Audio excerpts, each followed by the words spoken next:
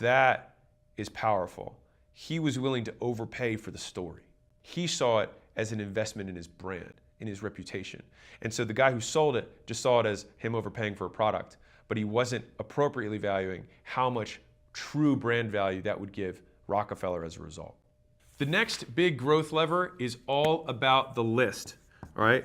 So when I talk about the list, people immediately think that I'm talking about email list, direct mail list, and sometimes that's true. But I'll give you a hypothetical example. So let's say I am selling winter coats, and I advertise an amazing offer on some killer coats that people love, they look amazing, and nothing comes back. Well, what could have happened?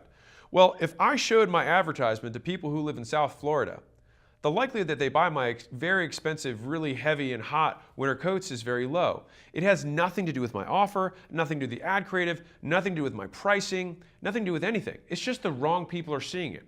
And so many smaller businesses think that marketing doesn't work when in reality they were showing it to the wrong people. And so the first thing that you have to get right in marketing is targeting the correct audience. And so this is different by method of advertising.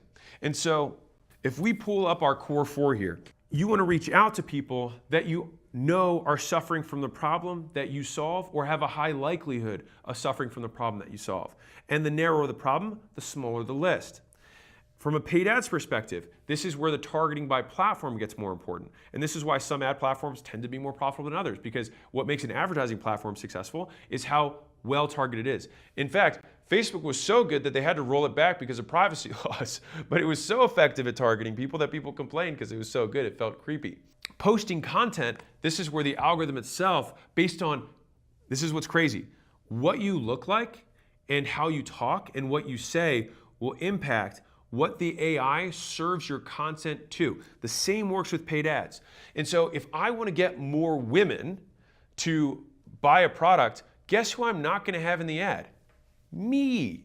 Because this is not what attracts lots of ladies, right? This is just usually a bunch of entrepreneurs who tend to have beards and like fitness or whatever else, all right? But like my audience is like 89% male. And sure, for my 11% females, keep rocking, I appreciate you.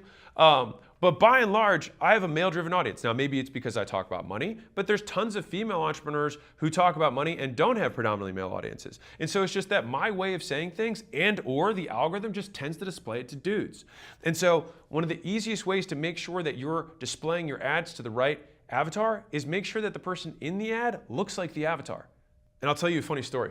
So when I was running the Gym Launch 1.0 version, which is where we used to fly out to gyms and do the turnarounds, I found out that when I put the thank you page, this is before automated schedulers even existed, so it's kind of wild. All right, I remember when I got my first automated scheduler to put it on the thank you page, I thought I had I'd cured cancer. I was like, this is the coolest thing ever. People can automatically book. Like I don't have to call them and work the lead. And so anyways, the thank you page that I set up was just like, hey, text this number.